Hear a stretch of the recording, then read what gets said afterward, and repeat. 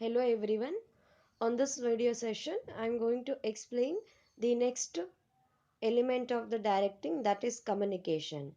Let us understand the meaning of communication, elements of communication, as well as the formal and informal communication. Communication is the next element, that is fourth element of directing. Let me give the introduction why communication is most important.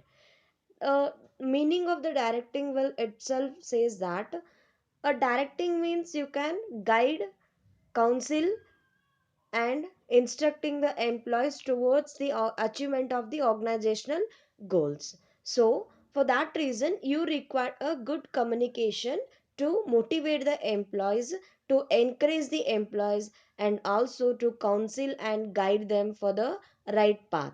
So for that reason you require a communication. So let us understand the meaning of communication in general form.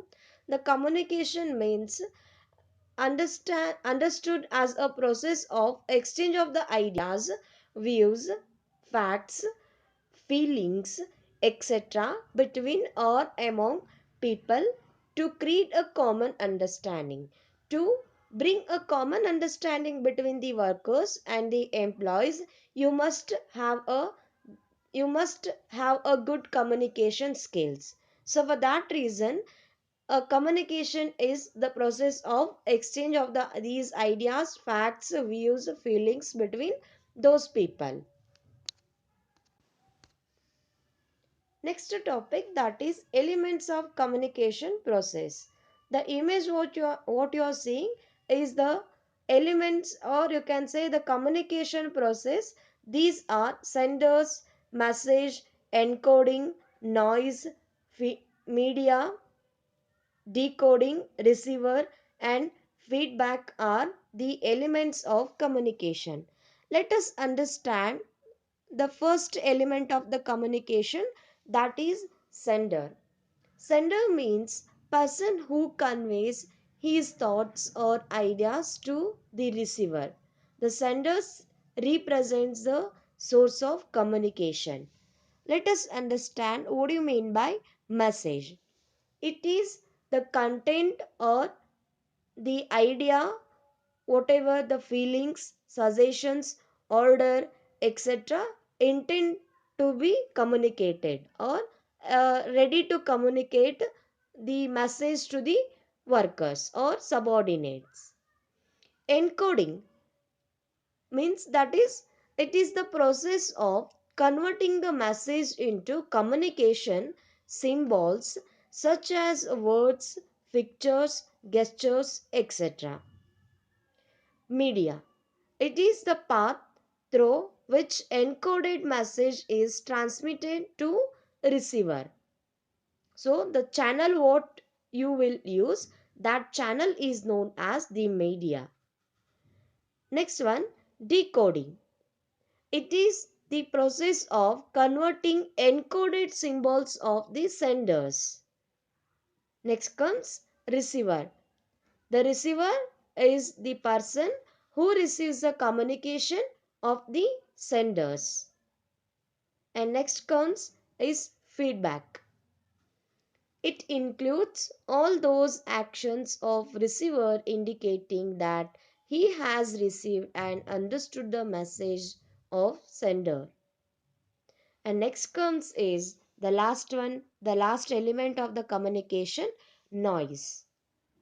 Noise means some obstructions or hindrance to the communication.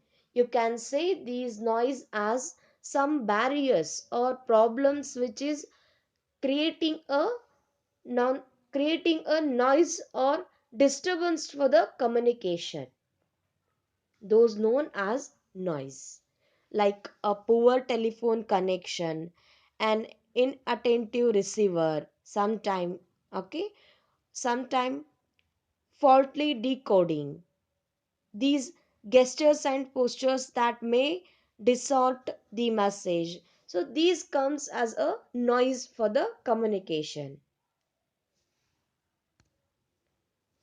Next topic, that is formal communication. Let us understand the meaning of formal communication. Formal communication flows through official channels designed in the organization chart. So, the communication which is flow with a following the each and every hierarchy, or you can say levels of the organization or management, so those you can call it as the formal communication. Formal communication may be further classified as two types, that is vertical communication or vertical formal communication and horizontal communication. Let us understand the vertical communication, that is the communication flows vertically, that may be upward or downward through the formal channels.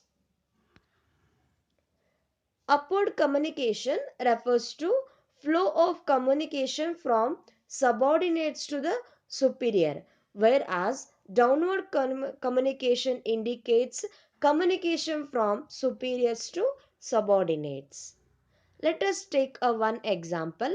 If the foreman given I can say share the idea with a supervisor, it is upward communication, whereas a production manager is communicating with the superiors, or call it as a supervisors of the production department, that is known as a downward communication.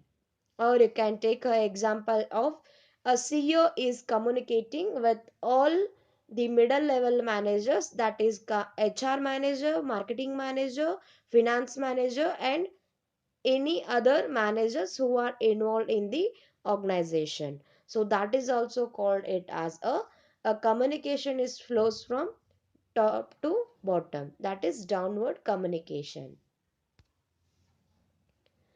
Horizontal communication, you can call it as a lateral communication, where the communication take place between one division to the another division.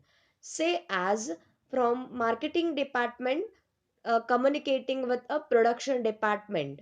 Similarly, a production department is communicating with a HR team or HR department.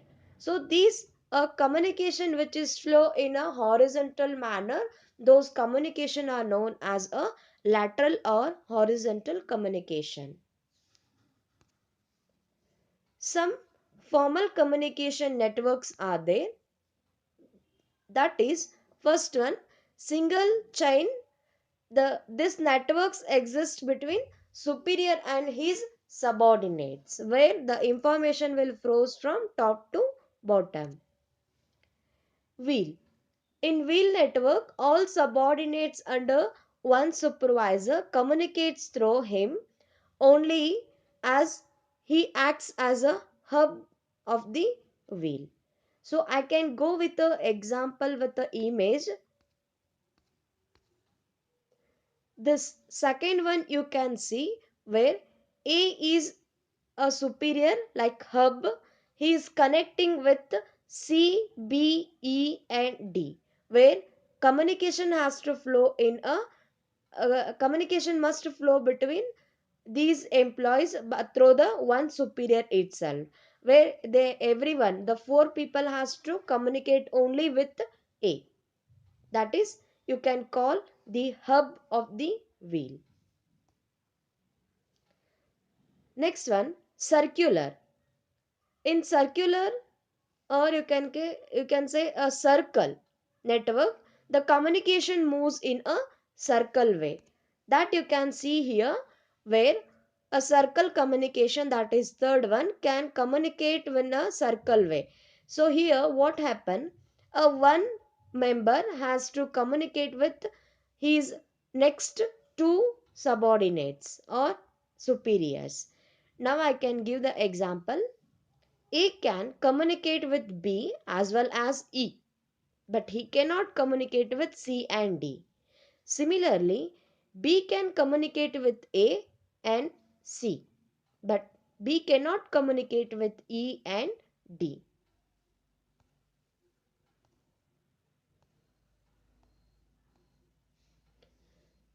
Next one, free flow. In this network, each person can communicate with others freely. Here, there is no structure will be follows in the organization, but everyone will speak with the formally for intention to create a good communication. Invert V, in this network, the subordinate is allowed to communicate with his immediate superior as well as his superiors to superior. So, you can see the fifth one, invert V, where C and D are the subordinates.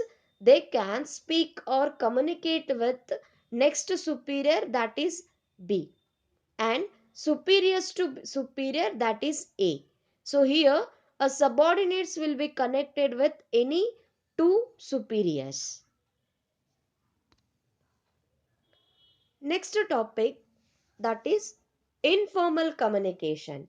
Let us understand the informal communication meaning, where communication that takes place without following the formal lines of communication is said to be informal communication. So basically, how you see in a formal communication, the formal structure of the information flows from one level to the another level with the reference of the organization hierarchy, that you cannot see in the informal communication. There is no proper structure for the flow of the information or communication in the organization. Informal system of communication is generally referred to as grapevine because it spreads throughout the organization. So for that reason it is known as a grapevine. Let us understand what are the networks of informal communication, or you can call it as a grapevine network. First one, let us understand the meaning of grapevine network. Grapevine communication may flow different types of networks. That is, first one, single stand network. Each person communicates to the other in the sequence. This you can see here, where a one person can communicate with the next the person or subordinate or superior. So here he can be connected with the only one person. Okay, that is single stand network. The information will flows from one person to the another person.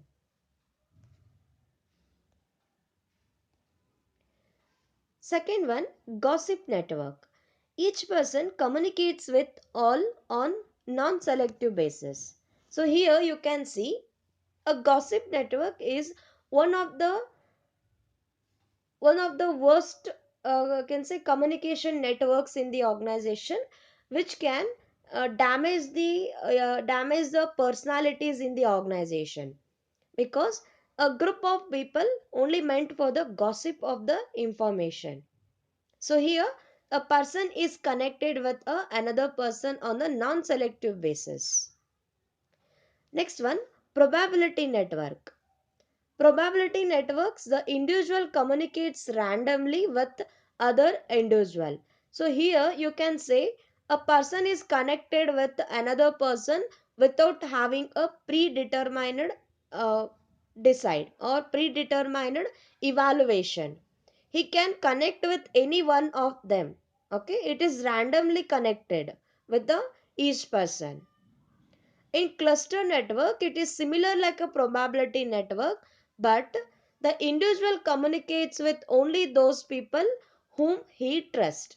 Here you can see a person is connected with some people to whom he or she will believe, or I can say to whom they will have a too much of trust.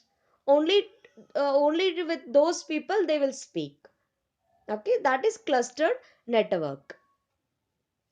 So this completes the communication in meaning, elements of communication, and formal and informal communication as well as its networks.